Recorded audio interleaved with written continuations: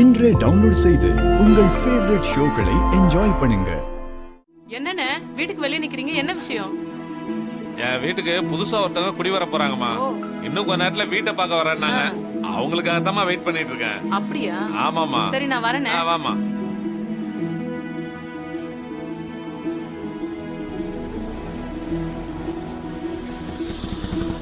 இங்கதான் நிறுத்துப்பா.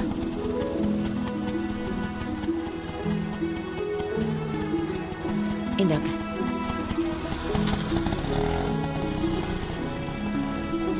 வணக்கம்மா. வாங்க. நீங்க தான் இந்த வீட்டு ஹவுஸ் ஓனரா? ஆமாமா. இந்தாங்க சாவி. போய் வீட்டை பாருங்கம்மா. வா.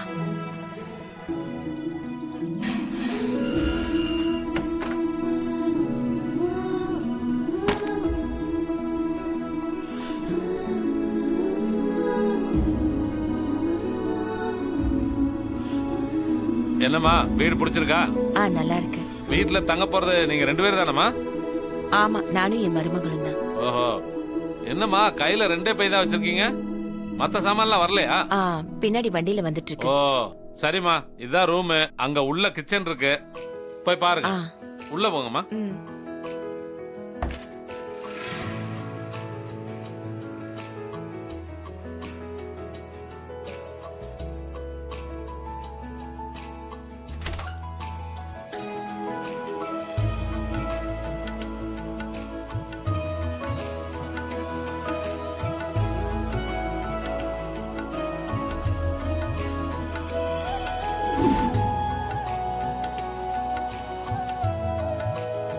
என்னம்மா வீடெல்லாம் பிடிச்சிருக்கா? ரொம்ப பிடிச்சிருக்குங்க. எங்க 2 பேருக்கு இந்த வீடு ரொம்ப தாராளம். சார், வாடகை அட்வான்ஸ் எதுவுமே சொல்லவே இல்லையே. 10,000 ரூபாய் வாடகைமா. 10 மாசம் வாடகை அட்வான்ஸ். எங்களுக்கு அட்வான்ஸ் வாடகை எல்லாம் ஓகே தான் சார். தண்ணி பிரச்சனை எதுவும் இருக்காதுல்ல? அதெல்லாம் ஒன்றும் பிரச்சனை இல்லைம்மா. வீட்லயே பைப் இருக்கு, நாள் முழுக்க தண்ணி வரும், எந்த பிரச்சனையும் இல்லை. ஆனா வாடகை 5ஆம் தேதிக்குள்ள கொடுத்தரணும். அதெல்லாம் கொடுத்துருவோம், ஒன்றும் பிரச்சனை இல்லை. சரிம்மா, இந்த வீடை இனிமே உங்க வீடு மாதிரி பாத்துக்கணும். நான் வரேம்மா. சரி.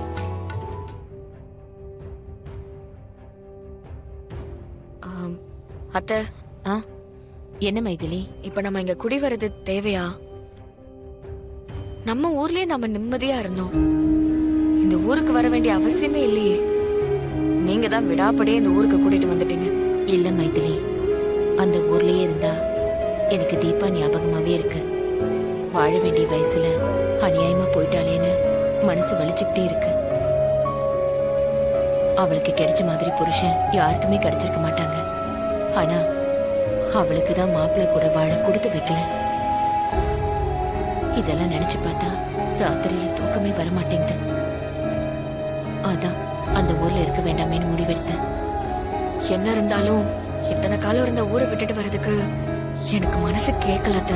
என்னம்மா பண்றது, மன நிம்மதி முக்கியம் இல்லையா? இடமாற்றம் வந்தா நமக்கு கொஞ்சம் ஆறுதலா இருக்கும். அதுக்கு தான் இங்க வந்தோம். கார்த்திக் மாப்பிள்ளைக்கு ரொம்ப நல்ல மனசு. நமக்கு மாசம் மாசம் பணம் அனுப்பிட்டு தான் இருக்காரு. ஆமாத்த, இதுவே வேற ஒருத்தரா இருந்தா தீபா போனதுக்கு அப்புறம் நமக்கும் அவங்களுக்கும் சம்மந்தமே இல்லைன்னு ஒதுங்கி இருப்பாங்க. ஆனா கார்த்திக் தங்கமான மனுஷன். ஆமா மைத்திலி, நமக்கு தான் குடுப்பன இல்லாம போயிடுச்சு. தீபா முழுமையா வாழாம போய் சேர்ந்துட்டா. அவருக்காச்சும் இன்னொரு நல்ல வாழ்க்கை அமையணும். இன்னொரு கல்யாணம் பண்ணிக்கிட்டு அவரு குடும்பம் குழந்தைன்னு சந்தோஷமா இருக்கணும். அதுதான் என்னோட ஆசை. நம்ம சொந்தக்காரங்களுக்கு கூட யாருக்கும் சொல்லாம வந்துட்டோம். சரி, இனிமே ஆக வேண்டியதை பார்க்கலாம்.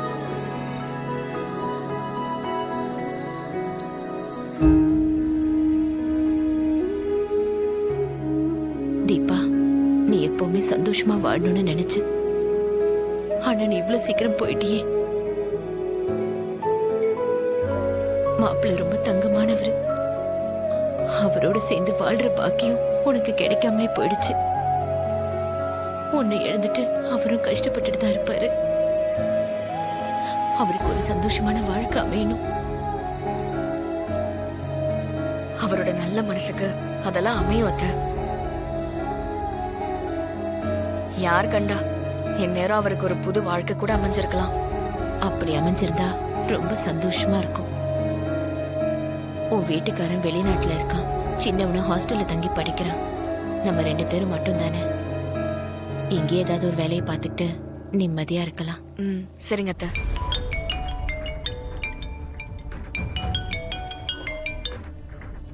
ஹலோ ஹலோ ஹலோ சொல்லுங்க, கேக்குதுங்களா? அத்தை ஒரு நிமிஷம். ஹலோ ஹலோ கேக்குதுங்களா? ஹலோ ஹலோ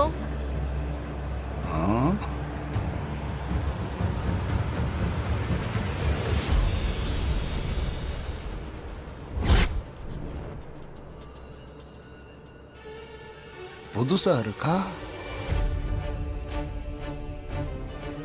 பார்க்கிறதுக்கு சும்மா நச்சுன்னு இருக்காளே. பார்க்கறப்பவே ஒரு மாதிரியா இருக்கு.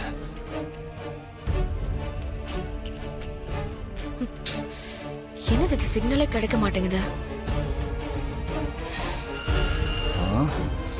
ஐயோ, ஒரு நிமிஷத்துல மனச கலங்கிடிச்சிட்டு போயிட்டாளே. இவ யாரு என்னங்கறத விசாரிப்போம். இன்னும் கொஞ்ச நேரத்துல அந்த சுவாதிங்கிற பொண்ணை நம்மால் பூர்ணா கூட்டிட்டு வந்துருவா. அந்த சுவாதிக்கு முன்னாடி நீ தான் மியூசிக் டைரக்டரா நடிக்கணும். சரிங்க சார். இந்த பாரு, அவளுக்கு டவுட் வராத மாதிரி நடிக்கணும். அப்புறம் அவகிட்ட மியூசிக் சம்பந்தமா ஏதாவது பேசிக்கிட்டு கூல் ட்ரிங்க்ஸ்ல போதை மருந்த கலந்து நீ கொடுக்கணும். Okay sir. சரியா?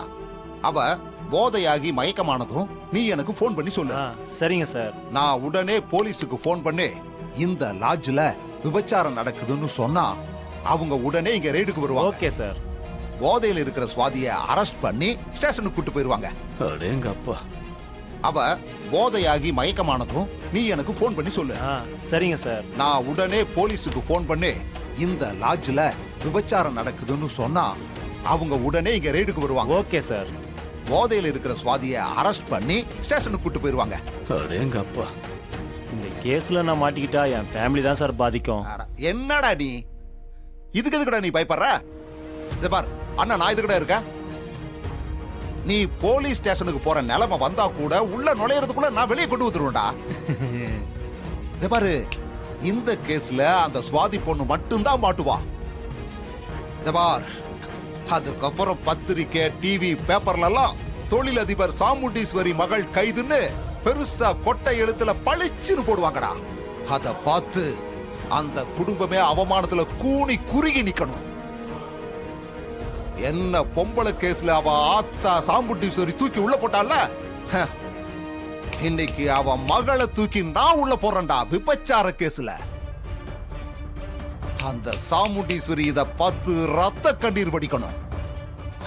அப்பதான் நான் ஜெயில 5 வருஷமா பட்ட வேதனைக்கும் வலிக்கும் அவளை பழி வாங்கின மாதிரி இருக்கும். பக்காவா பிளான் பண்ணி எல்லா காரியத்தையும் செஞ்சிருக்கீங்க. சூப்பர் சித்தப்பா.